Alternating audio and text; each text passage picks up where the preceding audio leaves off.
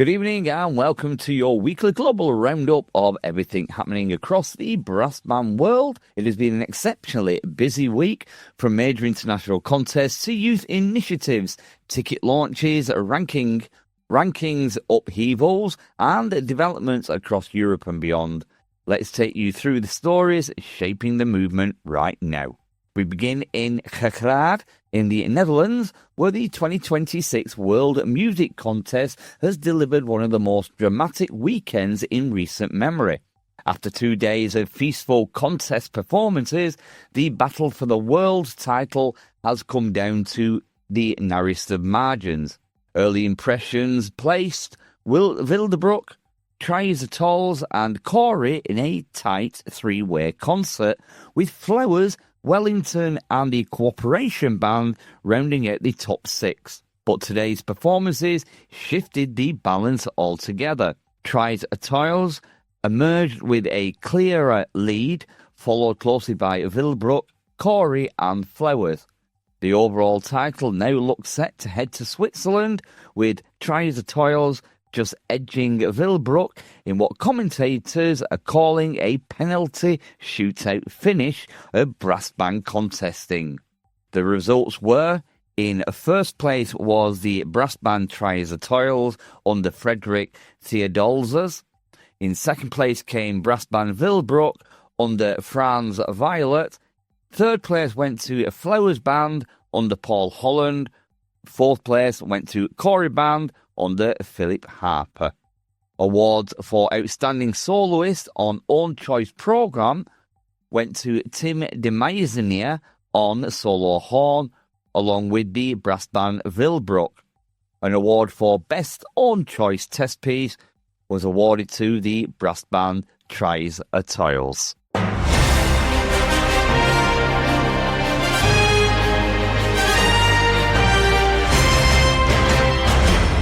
The WMC also celebrated its 75th anniversary, marking 3/4 of a century of global brass band competition. Organisers emphasised their ambition to grow the event's international profile, with elite bands invited from the United Kingdom, Europe, America, Asia, New Zealand and Austria. A second World Youth Brass Band initiative is also being developed, featuring 29 young players aged 18 to 25 under the direction of Rick Jansen and Glyn and Helen Williams. Despite the global challenges currently facing the brass band movement, we shall still be grateful that the forthcoming World Music Contest, the WMC, in Girvan hasn't been organised by Gianni Infantino and the FIFA organisation. Major contesting events have a hard enough time getting live stream coverage and sponsorship deals put in place, let alone having to worry about mid-performance hydration breaks, VAR decisions and political interference in red card appeals by the President of the United States. Thanks then to the hard work of the organisers, led by Artistic Director Bjorn Buss and media producer Edwin Heisman. Banding's version of the World Cup will not only be enjoyed by audiences around the world, but will also be decided over 2 halves of action and no recourse to separate VAR adjudications. As for President Trump, well, you never know.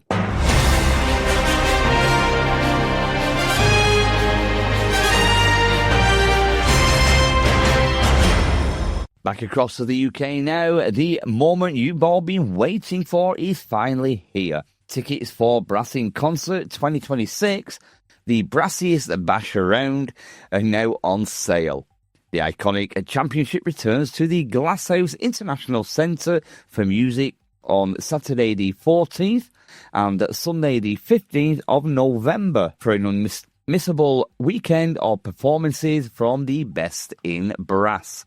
So whether you're a long-time fan or a brass band newbie, there's one thing for certain: Brass in Concert is not to be missed.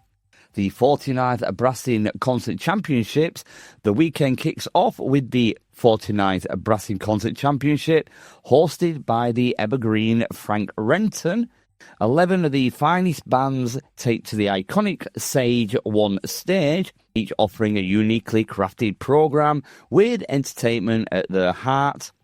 They are Old Bone Band, Brigus and Rastrick, the Cooperation Band, the Corey Band, Desford Colliery, Fordens, Flowers, the Gus Band, Hepworth Band, Turtness Brass and Treadgar will also be performing. Sunday will see the spotlight shine on youth brass in concert and, of course, the next generation of world-class brass musicians. Over the course of the day, 8 outstanding youth bands will perform creative programmes that will, well, it will rival their brass in concert counterparts. The bands performing in Youth Brass in Concert are Ellen de Silva Youth Band, Hampshire County Youth Band, Horton Area Youth Band, Lancashire Youth Band, Lions Youth Band, Shepherd Youth Band, Wardle Youth Band, and Youth Brass 2000. Well, brass, that's as good as it gets, really. On this year's Brass in Concert, CEO Nigel Stevens shared his excitement. We're absolutely thrilled with the calibre of bands competing this year, welcoming new and returning faces to the championship, the blend of fresh faces and established names that, well, keeps Brass in Concert unique. There's nothing like being in a room and experiencing it live, and last year's sellout, there's nothing like being in a room and experience it live. And last year's sellout a month in advance proved that. You want to be there to soak up the atmosphere and see these incredible performances firsthand. Plus, to show your support for the next generation of brass banding talent, they'll amaze you with their energy, creativity and their skill as well. The headline Brass in Concert Championship offers bands an unbeatable prize pot among UK-based banding competitions. With so much to play for, you can expect thrilling, high-calibre performances from every band taking on the stage. Alongside adjudication from the adjudication panel of both events, soon to be announced, the championship audience will once again have their chance to vote for their favourites in a popular audience vote. So, do you need to secure your seat now? I would. Have a favourite seat on the Sage Hall? You best be quick to secure them, as it's expected that this year's Brass in Concert will sell fast. Prices for the 49th Brass in Concert Championship are £45 or £35 plus booking fee, whilst Youth Brass in Concert will be £13 for adults, £5 for under 18s and free of charge for under 5s.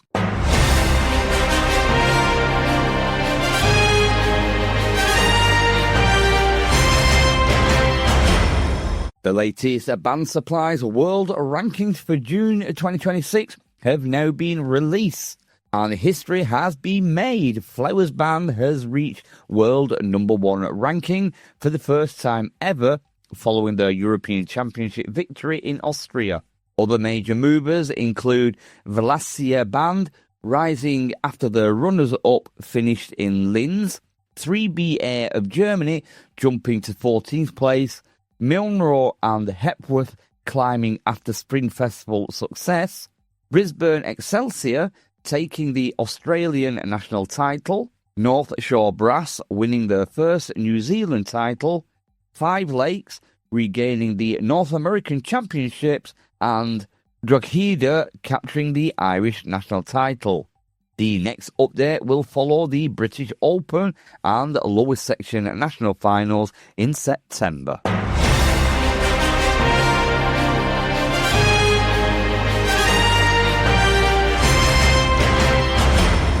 Over to Europe now, and Switzerland has been particularly active lately. The National Youth Brass Band of Switzerland has launched its 51st summer course, continuing its mission to develop the country's top young brass musicians and strengthen the future of the movement. Swiss ensembles also shone at the Dutch Open Brass Band Championships in Groningen, performing 30-minute own-choice programs against international competitors. Reports highlight strong Swiss showings and growing cross-border collaboration. Also, June has been a lively month across the UK brass band scene, with numerous events and high-profile personnel changes. Fordham's horn change. Grace Jeffers has now taken up a new horn position with Fordham's, marking a notable shift within one of the UK's leading ensembles. And now over to Woolwich Works, who has announced the return of Brass Works, its annual celebration of brass music, street performance and community involvement. On Saturday, the 5th of September 2026, taking place as a flagship event in the venue's 5th anniversary year, the Free Festival once again brings together some of the most renowned names in brass, the local community and music enthusiasts for a day of diverse live music and fun. Returning for its third year and supported by the Royal Greenwich Festivals Fund, Brassworks will once again transform Woolwich with a vibrant parade through the town centre, a full day of free live music in the venue's courtyard and opportunities for people of all ages to get involved.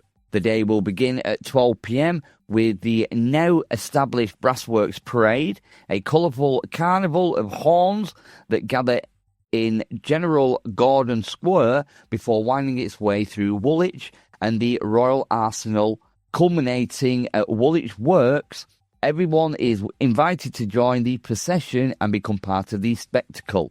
For those keen to get involved early on in the day itself, then Brassworks will also feature a free family-friendly kazoo workshop taking place at Woolwich Works on the morning of Saturday the 5th of September. Participants will learn a song together before joining the Brassworks Parade as it makes its way through the Royal Arsenal.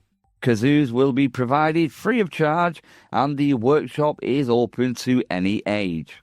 From 12:30 p.m. onwards, audiences can enjoy an afternoon and evening of free outdoor performances in the venue's courtyard, and the full artist lineup will be announced in the upcoming weeks. And that brings us to the end of this week's Brass Band Weekly Catch-Up News. From Kirklad's world-class contesting to major rankings shifts, youth initiatives, ticket launches and international collaborations, the brass band world continues to show its resilience, creativity and global reach. Whether through competition, education or cultural exchange, the movement remains vibrant and forward-looking. Thank you for joining me again this week for your Brass Band World News.